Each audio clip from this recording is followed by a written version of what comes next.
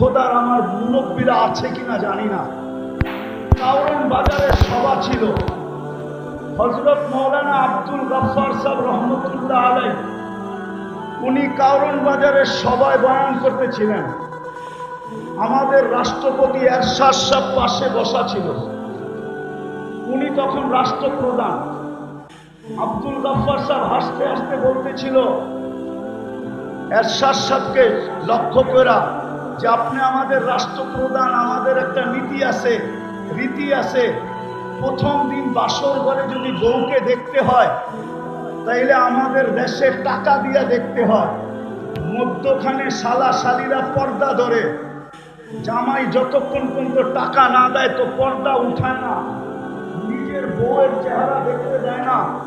আপনি আমাদের রাষ্ট্রপ্রধান হওয়া সত্ত্বেও আপনি আপনার বউকে এরকম খোলা ছেড়া দিলেন কি করে যে এখন একজন রিক্সাওয়ালাও পয়সা ছাড়া আপনার ওয়াইফকে দেখে? ওইটা একটা সময় ছিল, একটা সময় ছিল, খায়রের সময় ছিল। ওনারা আল্লাহর রসুলের জমানার কাছে ছিলেন, আদর্শের উপরে প্রতিষ্ঠিত ছিল। এরশাদ সাহেব শুধু হাসতেন, কোনো প্রতিবাদ করেন নাই, কোনো জিদ বা হিংসা বিদ্বেষ ভিতরে নেন নাই যে আমি স্টেজ থেকে যায়া গফফার সাহেব তোমাকে দেখাবো তুমি কত বড় আব্দুল গফফার। কোনো প্রতিশোধ নেন নাই। কিন্তু আজকে কথা বইলা স্টেজ থেকে নামা যায় না, কথা বইলা স্টেজে বসেও থাকা যায় না। কেন এই দুরবস্থা? আমার প্রশ্নের জবাব দেন আপনারা, কেন এত দুরবস্থা? টুপিওয়ালা তো আগের চেয়ে বেশি, দাড়িওয়ালা তো আগের চেয়ে বেশি, নামাজি তো আগের চেয়ে বেশি, তাবলিগওয়ালা তো আগের চেয়ে বেশি, ওয়াজ নসিহত তো আগের চেয়ে বেশি। আমি কথা শেষ জায়গায় চলে আসছি।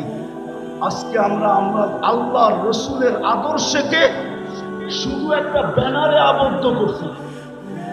সিরাত শুধু ব্যানারে আবদ্ধ আমাদের জীবনে না। আমরা সিরাতকে মানুষের সামনে তুলে ধরতে পারি নাই। রাগ হয়েন না, পায়ে হাত রাখি। গত বৎসরও এখানে সিরাত মাহফিল ছিল, এর আগের বৎসরও ছিল, এর আগের বৎসরও ছিল, এই বৎসরও সিরাত মাহফিল আছে।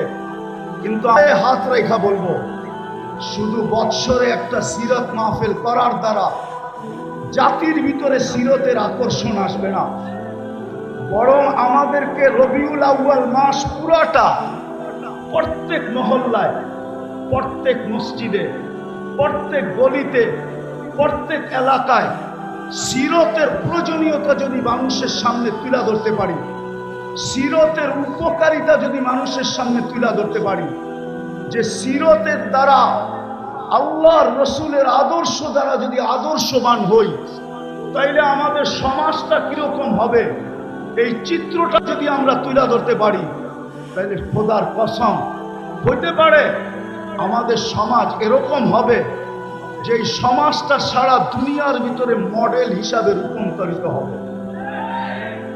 যদি সারা রমজানে যদি পুরা রমজানে ফাজাইলে রমজান পড়া হইতে পারে,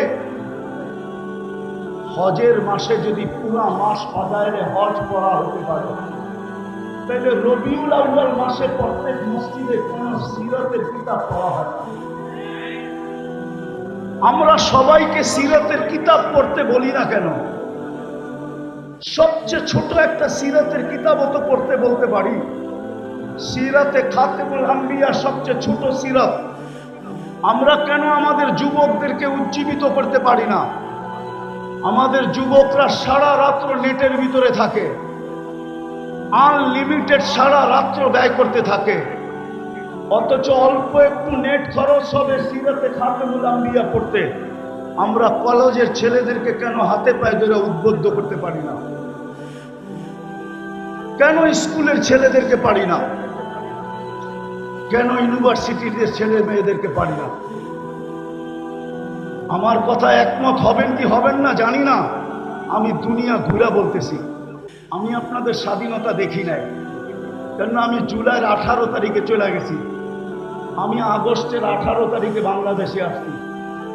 আমার সফর ছিল ইংল্যান্ড, কানাডা, মিশর, সৌদি আরব হয়ে আমি দেশে আসছি। আমাদের এখন সময় আসছে, আমাদের উচিত স্কুল কলেজ সর্বত্র আমাদের উচিত, বিশেষ করে উলামা তোলাবাদের উচিত এই রবিউল আউয়াল মাসটাকে কেন্দ্র করা প্রত্যেক গলি গলি সিরতের প্রয়োজনীয়তা বয়ান করা, প্রত্যেক মসজিদে সিরতের তালিম করা, আল্লাহ রসুলের আদর্শ সর্বক্ষেত্রে ছাড়ার কারণে আজকে আমরা নিজের দেশেও লাঞ্ছিত, বিদেশে তো লাঞ্ছিত, অন্যের হাতে তো লাঞ্ছিত, আমরা নিজেদের হাতেও লাঞ্ছিত। আজকে আমরা সিরতকে ছেড়া দিছি, রসুলের আদর্শকে ছেড়া দিছি, এর জায়গার ভিতরে আমরা আবেগকে নিয়ে আসছি, অন্য কিছুকে নিয়ে আসছি, রসুলের আদর্শকে নিয়ে আসি নাই। আসেন, যেই রসুল 23টা বছর চোখের পানি ঝরায়া আল্লাহর কাছ থেকে আমাদেরকে, সমস্ত উম্মতের ভিতর থেকে আল্লাহর কাছ থেকে আমাদেরকে যা নিয়ে দিছেন, যেই মর্যাদা আমাদেরকে পাওয়ায় দিছেন, এর চেয়ে বড় মর্যাদা কি হইতে পারে? যে রসুল আমাদেরকে পাওয়ায় দিছেন। সুহাদা আলান নাস, এতটুক শব্দের ভিতরে যদি ডুব দেই তাহলে দেখা যাবে আল্লামা জালালউদ্দিন সুয়ুতী রহমতুল্লাহ আলাইহি লেখছেন, এই উম্মত কিয়ামতের দিন আল্লাহর পক্ষে সাক্ষী হিসাবে আল্লাহর পাশে দাঁড়াবে। সমস্ত উম্মতের উপরে আল্লাহ আমাদেরকে সাক্ষী হিসাবে গ্রহণ করছেন, নিজের পক্ষে নির্বাচিত করছেন। এর চেয়ে বড় সৌভাগ্য কি চান? কিন্তু প্রশ্ন যদি উঠে আমাদের পক্ষে কে, তো আল্লাহ তো এটাও বলে দিছেন, ওর রাসূল শাহিদান আলাইকুম, আমি বন্ধুকে তোমাদের পক্ষে দিয়া দিছি আর তোমাদেরকে আমার পক্ষে নিয়ে দিছি। বিদায় আসেন আমরা আজকের এই মাহফিল থেকে অঙ্গীকার করি, আর এটা না হওয়ার কারণে রবিউল আউয়াল মাস ব্যাপী প্রত্যেক মসজিদে, প্রত্যেক গলিতে, প্রত্যেক মহল্লায়, প্রত্যেক গ্রামে, প্রত্যেক ইউনিয়ন, থানা, জেলায় সিরাতের চর্চা না হওয়ার কারণে রবিউল আউয়ালের নামে হাজারো আগাছা সমাজে ছড়ায় গেছে। যতই চিৎকার দেন, এই চিৎকারে দিলের মহব্বত বাহির করা যাবে না। যদি মহব্বত বাহির করতে হয় তাইলে ওইটাকে আগে ডিলেট করতে হবে, আর নবীওয়ালা মহব্বত দিয়া ওইটাকে ধুইতে হবে, নাইলে এই আগাছা দূর করা যাবে না, যে আগাছা রবিউল আউয়ালের নামে বাংলাদেশে ছড়ায় গেছে। আপনি বলবেন, আপনি যে প্রবচন দিলেন যে সারা মাস প্রত্যেক মসজিদে সিরাতের তালিম, সিরাতের আলোচনা, গলিতে, মহল্লায়, হাটে, বাজারে, প্রত্যেক গ্রামে, এরকম কি দুনিয়ার কোনো দেশ আছে? আমার সাথে চলেন, আমি আপনাদেরকে দেখায় দেব। আমি ওই দেশে গেছি, একবার যাই না, 6 বার গেছি। আর একবার আমি ওই মহফিলে নিজে গেছি। আমার যাওয়ার কথা ছিল 1 সপ্তাহ পরে, আমাকে ওনারা চিঠি পাঠাইছেন, আমাদের এইখানে 1 মাস সুদানে সিরতের আলোচনা হয়, টানা 1 মাস, রবিউল আউয়ালের 1 থেকে নিয়ে 30 তারিখ পর্যন্ত। আপনি যখন আসবেন তো 1 সপ্তাহ আগে আসেন। আপনি আরবি না বলতে পারলেও ভাঙ্গা ভাঙ্গা যা বলতে পারেন, আমরা আপনার মুখ থেকে কিছু শুনতে চাই। এখনো আপনি সার্চ দিয়া দেখতে পারেন, সুদানে 1 মাস সিরতের চর্চা হয়, সিরতের 1 মাস। আপনারা আর কয়জন? এক এক মজমায় 4 থেকে 5 লক্ষ লোক থাকে।